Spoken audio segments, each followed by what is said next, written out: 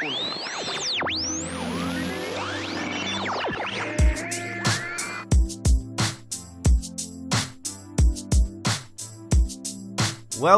to the SportsBar Life. I'm your host, Sri Viswasam. Thank you for tuning in. The SportsBar Life is home to your major event sporting coverage, and today we have a really exciting show for you. The Major League Baseball World Series kicked off yesterday, and prior to Game 1, we were fortunate enough to have a great chat with Rob Parker of FS1 in the US, who joined us to preview the World Series and also discuss all things NFL and NBA. For anyone who is not familiar with Rob Parker, he is a long-time sports journalist who has done just about everything in the media. Amongst other organizations, he was formerly with ESPN for 8 years and is now with Fox Sports, and you'll see him on a number of programs on their station FS1, in particular the popular Undisputed with Skip Bayless and Shannon Sharpe. Certainly my favorite talk show in relation to all US sport. So let's get to it. And before we kick off, make sure you hit the subscribe button on the platform you are listening to this show.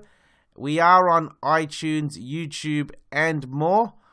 Also, you can follow us on Twitter and Facebook to keep up to date with all our episodes.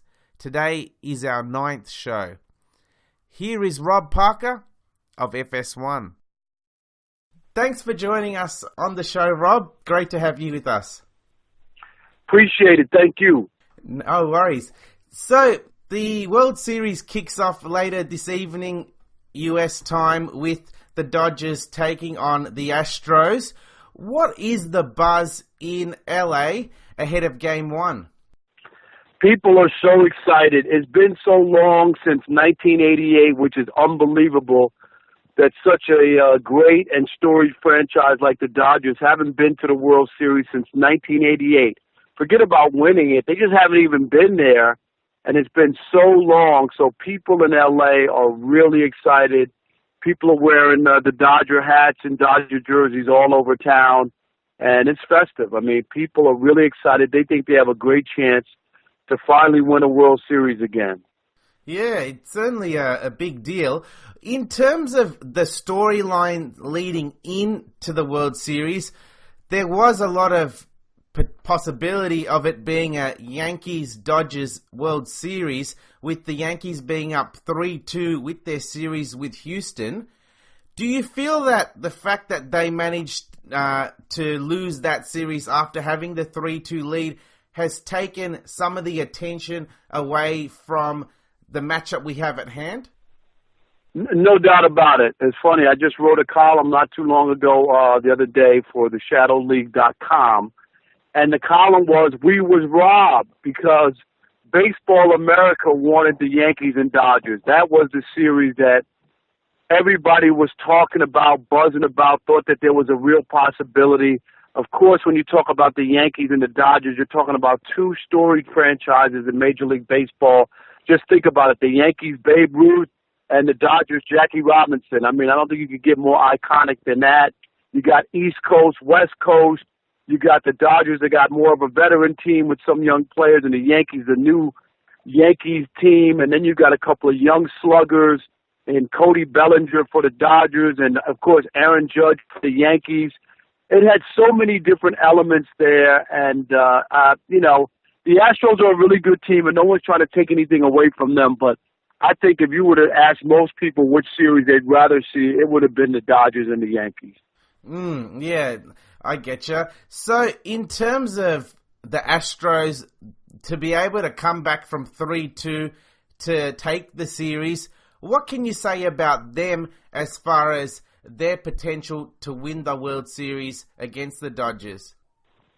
Well, other than the Yankees, they basically have been steamrolling all year. They won over 100 games in the regular season. The playoffs were pretty easy until they met up with the Yankees and lost those 3 straight games at Yankee Stadium. So they're formidable. They got pitching. You know, Verlander has made a big difference for that team. and Keuchel's another one. They got two studs at the top of their rotation. And then Jose Altuve, who could be the American League MVP, is probably between him and Aaron Judge. And he's a little spark plug, not a big guy, but he's a really good player, can hit, can play defense, can run, can do so many things. So that's a really good team. I don't think anybody's counting, getting their place in line for a parade in L.A. just yet. I think they realize that the Dodgers have work to do, and it won't be easy. And I think it's a testament by how they came back against the Yankees. They looked dead after those 3 losses in New York. They looked totally dead, and they woke up in the right time and got big hits, and that's why they're in the World Series. Yeah, it is big. So in terms of the key players to watch this series, you did mention a couple there, particularly Verlander and Altuve. As far as the pitchers are concerned, first, what can we say about the depth that both sides have? Both have really good depth. The Dodgers have a better bullpen. The Astros bullpen is shaky. We saw that in the Yankee series. Their starters are better, are better than their bullpen. The Dodgers have a complete team. They have everything: bullpen, relievers, and of course, the top of their rotation, Clayton Kershaw, one of the greatest pitchers in baseball today, and probably will go down in history as one of those. So they have him. Yu Darvish, who they picked up from the Rangers, is another really good pitcher at the top of their rotation. So the Dodgers are stacked. I would give the edge to the Dodgers as far as their complete pitching staff, but those are the guys you want to take a look at pitching-wise. But Kershaw is the big guy because he hasn't really had the greatest success or success that matches his regular season in his career. So a lot of people want to see him come into the World Series, be able to dominate like he does in the regular season, and lead the Dodgers to a World Series. And with Justin Verlander, what can you make of his season to date and what he's been able to produce in the postseason? He's been amazing. He hasn't lost since the trade to Houston. I used to work in Detroit locally and covered Justin Verlander his whole career, starting his rookie season. So I've seen him progress. There was times when it looked like things were bad for him and his career might be on the downside, but he's found a magical elixir or something because he has been outstanding and pitched 2 really good games against the Yankees. And without him, they probably wouldn't be able to have advanced. So Justin Verlander is at the top of his game. Again, has not lost since he came to Houston at the trading deadline. And outside of the pitchers, who are some other key players to watch for both sides? Well, you got to look at Cody Bellinger for the Dodgers, who hit the most home runs, set a rookie record for the National League. He's somebody. Seager, their shortstop, who was injured and didn't play in the round against the Cubs. He's another guy to watch. Puig for the Dodgers has had an unbelievable comeback season. Things look bad for him, and he's really blossomed, having a great playoffs. And for Houston, we already talked about Altuve, who's definitely a big gun. Springer's another one who plays unbelievable center field, makes some big catches for the Astros. And Correa, their shortstop, a young stud shortstop that they have. So they have a lot of good young players as well. These two teams, like I said, both won over 100 games in the regular season. So you have 2 amazing teams lined up for this World Series. And looking at the MLB and the World Series in particular, we're in late October now, and certainly NBA season is kicked off, and we're in the middle of NFL season, also NHL season kicked off recently as well. In terms of fan interest today relative to the other major sporting leagues that I mentioned, where does the World Series sit in terms of the public's attention? Oh, the public, it's a hit or miss depending on who's in and other things that are going on. But I expect this World Series to do well. I think it would have done even better had the Yankees been in it. But again, they have 2 really good teams with a lot of people, and there's been a buzz. The postseason and the playoffs have been really, really good and exciting. leading up to the World Series. So I think it got most people's interest. The NBA season is just starting. NFL is kind of in the middle, so, and the NHL has just started. So there'll be most eyes will be on the World Series. And does baseball do well in that period between the NFL season between the end of the NBA and NHL season and start of the NFL season, that 2-and-a-bit month stretch? Does baseball pick up momentum which takes them into the postseason with a lot of eyes on it? Yes, absolutely. Baseball is still, I know people try to think that baseball is not as popular as it was, but it's just not true. Baseball is as popular and doing as well as it's ever been. It's so healthy, the game, and baseball sells more tickets than the NBA, NFL, and NHL combined. Baseball sells 73 million tickets every year for baseball, and that's not even counting the minor leagues. When you add the minor leagues to that, you're talking about 115 million. It's an incredible amount of tickets sold to the event, and baseball has, don't have the big national TV shows or ratings, but locally they are the biggest draw, Monday through Friday, all week on local television. Well, that's good to hear. One of the other key talking points in baseball throughout the season was the transition to baseball for former NFL star Tim Tebow. What can you make of his development in the game and his potential for getting into the majors, say, next year? I don't see him making it to the majors. He's just not. He's tried to do something. He hadn't played baseball in about 10 or 11 years. It's very difficult. Baseball is the hardest sport. Most people agree the hardest thing to do is to hit a baseball. And the problem is, he started late, and the Mets he was moved up, and he had some success, better than I thought, but nothing close to being able where they look at him and think that he's going to be a prospect, that he's going to make it to the major leagues. I don't see him making it to the major leagues. I give him credit for sticking it out and putting up some decent numbers for a guy who hadn't played in a long time, but I don't see it. Okay. Yeah, that's interesting. Now, taking our conversation towards NFL, what can you say in relation to the form teams so far in the league? It seems like it's an open season from what I've seen, 7 weeks in. What's your take on the progress so far? Yeah, the Cowboys, who were really good, they're struggling, not as good as they were a year ago, obviously. Green Bay lost Aaron Rodgers, so, you could almost write them off. The Giants started 0-5, so there's another team that a lot of people thought because of their defense, they could make noise in the NFC. So when you start looking at that, even the Patriots, who some people even thought might go undefeated, which I never thought, with a 40-year-old quarterback and Tom Brady, even the Patriots, their defense is not good, give up 400 yards a game. So it's a crapshoot there. And Kansas City started really hot in the AFC, and now they've lost a couple and don't look nearly as good as they did when the season started. So I agree with you. And the Falcons, who, of course, were in the Super Bowl last year, they're off to a bad year. They got the Super Bowl hangover after they choked in the Super Bowl to New England. They're not good. So it's wide open all over the place. I don't see any clear cut. I can't tell you right now who's going to make the Super Bowl. I don't think anybody knows. I don't think it's that obvious this year.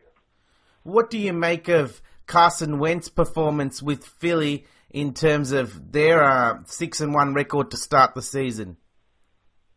He's all that was advertised. It took him a little time, but he has really blossomed and is the talk of the NFL, and people are really excited in Philly. I have friends who live down there or from there, and I've been getting nothing but texts from those guys because they've been waiting for their franchise quarterback, and it looks like they have one now with Carson Wentz. And in terms of the NFL, a lot of the attention, certainly from a media standpoint, over the last 7+ weeks has been on the Anthem protests, and it has certainly gained a lot of momentum, and then the president has been involved. What can you say, because we're in Australia and we're certainly not able to get a feel for the reception in relation to this from here. What can you say in relation to the protests and how the message from the players is being interpreted by the media? Well, it's really it's the message is obvious and clear to me. I'm an African American man, and I understand what's going on and what Colin Kaepernick's intent was. And people have twisted it basically because they don't really want to hear about it, which was about equality and against social injustice and police brutality. That there was a wave at some point in the last year or so where there were a number of African American males who were armed and were killed by white police officers, and that really is what triggered it. And you know, now it's been turned into this is a disrespect of the flag and the military, and that is nothing could be further from the truth. That's not what the protests are about. It's been turned into that to basically try to make them stop, and some players refuse to. So it's ongoing. I don't know where it's going to go, but I think the players have really impressed me, the people who have done it, to stand up and just not accept the status quo of what's going on in the United States. Yeah, it is. It is interesting. I watch a number of different news outlets from the States, from here online, American news outlets, and I noticed that certain organizations like to take a different stance, or at least that's the way it appears. Is there a lot of political influences there at play in the way the media communicate their thoughts? I think it depends on what station you're watching. You know, I think there are some slants, but I don't think the message. I just think people have been unfair to keep talking about the flag and about the military. It just has nothing to do with that. Yeah. And the real issue is about police brutality, and they don't want to talk about that, and that's why the protests have gone on.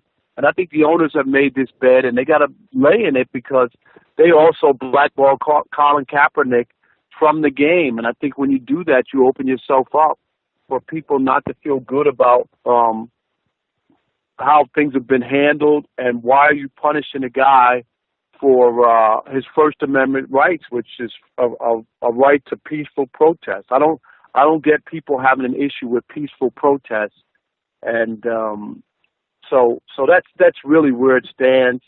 I don't know where it's gone, but Colin Kaepernick has made a dent in American sports history. With Kaepernick, he hasn't got signed by any of the 32 franchises, and he certainly looked like a decent quarterback, for at least from what I saw last year. What can you make of the stance that people are saying that he isn't good enough to be a starter in the NFL? Well, I don't buy that at all. I just think that that's just an easy way, to try to discredit him so that they could justify that he's been blackballed. He played relatively well last year.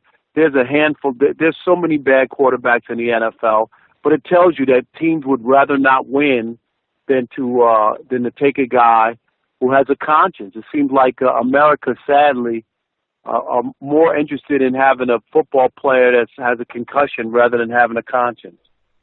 Would you say that if he got signed now, well, what would you say his chances are of getting signed now, given all the scrutiny that's happened towards him? I don't think it's a chance now because of he filed a lawsuit against the league that he was blackballed, and so I don't see how a team would sign him now. And would you say that Colin Kaepernick is what you could refer to as a modern-day Muhammad Ali? Yes. I mean, absolutely. Absolutely. Remember, people didn't like Muhammad Ali either. I mean, when he took his stance about not going to war, and people called him a draft dodger, and they took away he threw his Olympic medal into the river in Kentucky. I mean, and now, and then he went on to be one of the biggest icons in American history. So they didn't like him at the time in the 60s, but in time, people might grow to understand what Colin Kaepernick was trying to accomplish and how he gave up his football career to make a point. And sometimes in life, you got to give to get. That's how it is. Yeah, certainly. And well, hopefully Colin can get signed at some stage, if not this season, maybe next season. But it'll certainly be interesting to monitor. Absolutely. So we'll see how that plays out, but it doesn't look like unless there's some sort of I can't see it happening this year. So looking at the NBA, we're now about a week into the season.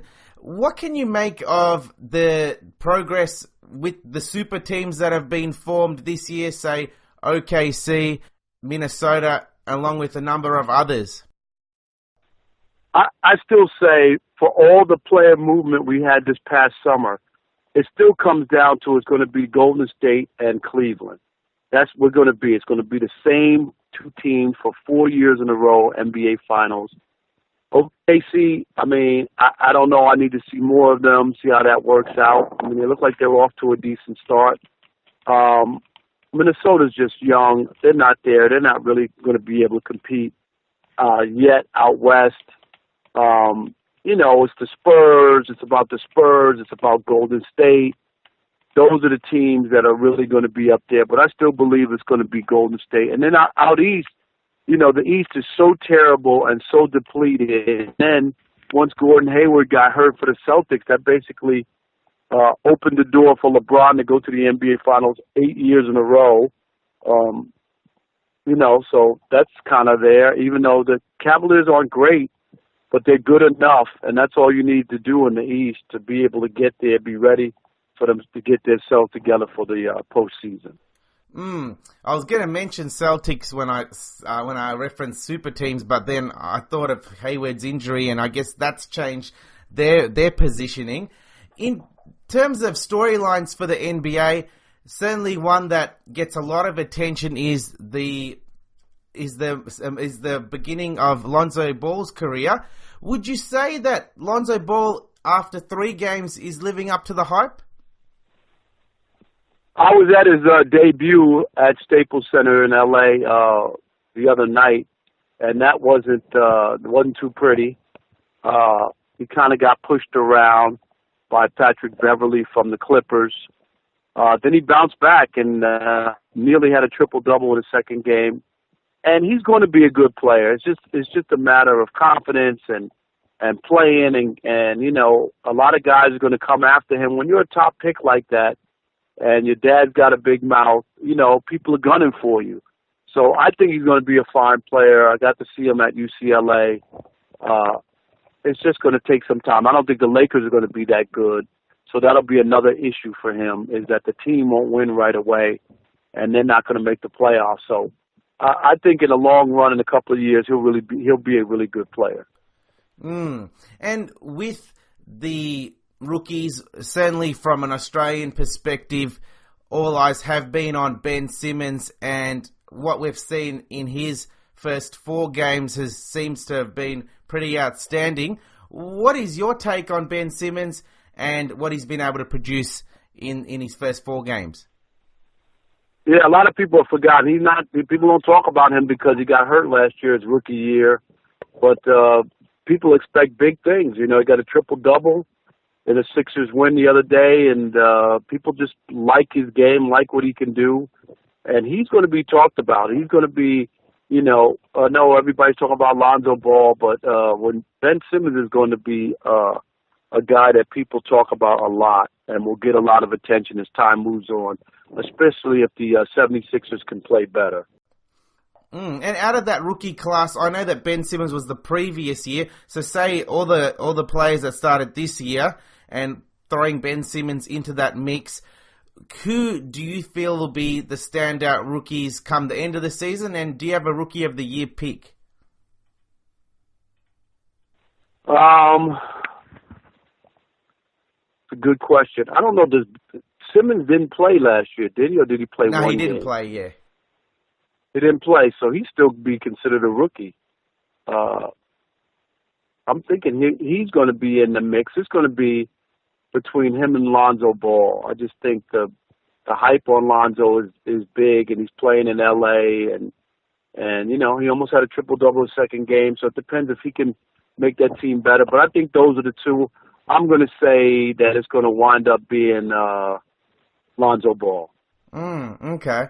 And in terms of the Australian players in the NBA, we did have a number one draft pick over 10 years ago in Andrew Bogut.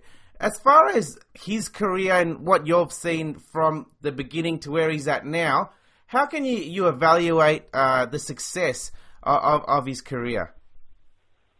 He had a lot of success until he's been injured a lot, and now he's with the Clippers, I think, right? The Clippers. The Lakers.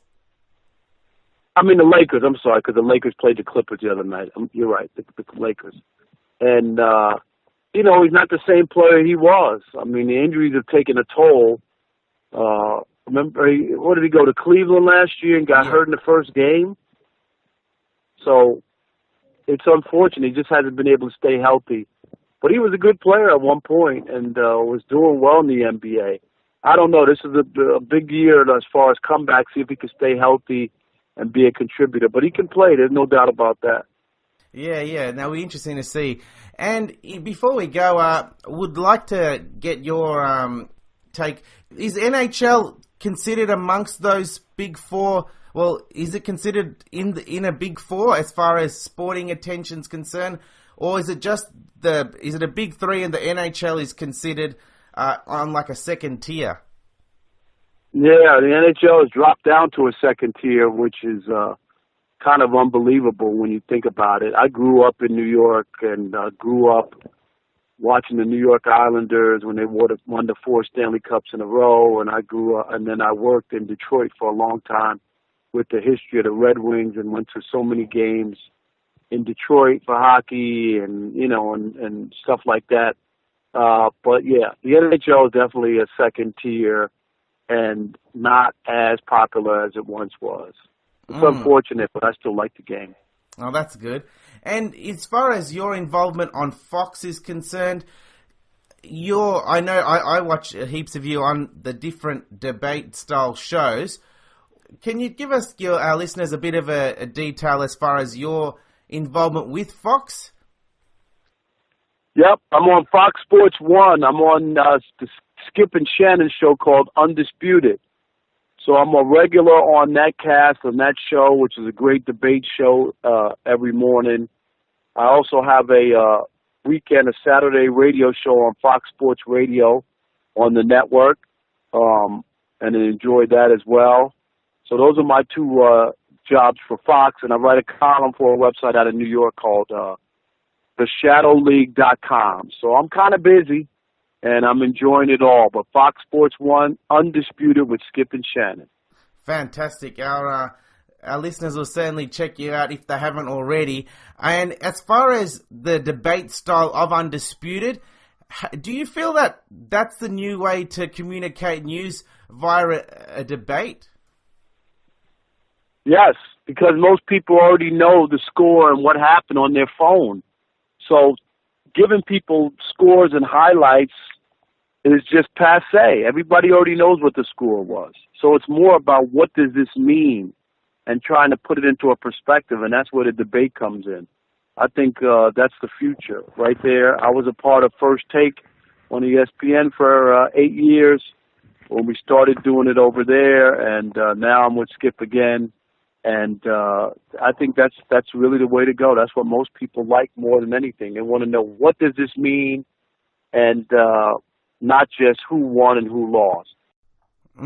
Yeah, for sure. It's certainly entertaining. And as far as your pick for the World Series, what's your prediction over the 7 games? I got the Dodgers in 6 games. I want you to know before the season started, you can check my Twitter. It's at Rob Parker FS1. I picked the Dodgers to win the World Series before the season started. I'm sticking with the Dodgers. Dodgers in 6 games. They have a complete team, everything they need to win, and they will get it done. Fantastic. Yeah, we look forward to seeing how it all goes. And in closing, are there any messages you'd like to send to your listeners here in Australia? Just keep watching Fox Sports 1, Fox Sports, man. I think we do it different. I think we're fresh. I think we're entertaining, cutting edge. I love it. I've been at Fox now for almost a year, and it's a great place to work. And I like the style and what we're able to do. So check us out if you haven't, and if you have, keep checking us out. Awesome. Yeah, I look forward to keeping up to date with you over the World Series and the NFL and NBA seasons. Thank you so much for joining us, Rob, today. It's been great to chat to you. Yes, thank you so much. And hopefully I'll get back to Australia one of these days.